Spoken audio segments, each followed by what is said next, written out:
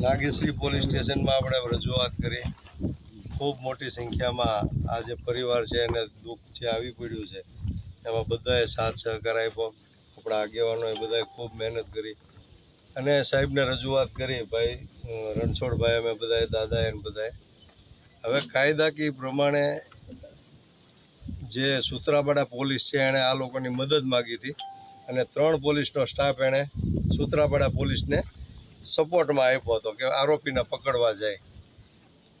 હવે એની જે વાત છે કાયદાકીય પ્રક્રિયા જે છે એમાં આ લોકોનો કોઈ એવી રીતે રોલ નથી આવતો કે આપણે અહીંયા ફરિયાદ આપીએ ને એ ફરિયાદ લઈ લઈએ. એની વાત સાચી છે કાયદા પ્રમાણે રણછોડભાઈ, બરાબર ને?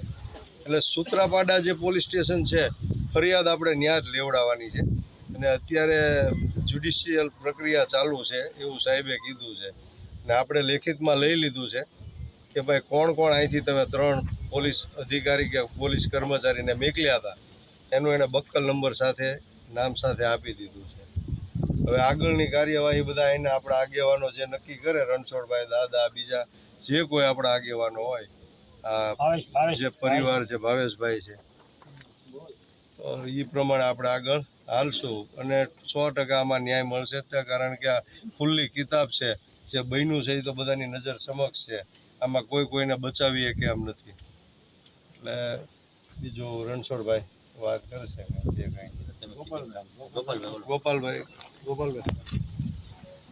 અત્યારે તો આપણે સૂત્રાપાડા પોલીસ સ્ટેશનને આપણે રજૂઆત કરવાની રહેશે અને ત્યાંથી જ એની પ્રોસેસ ચાલુ રહે, બરાબર?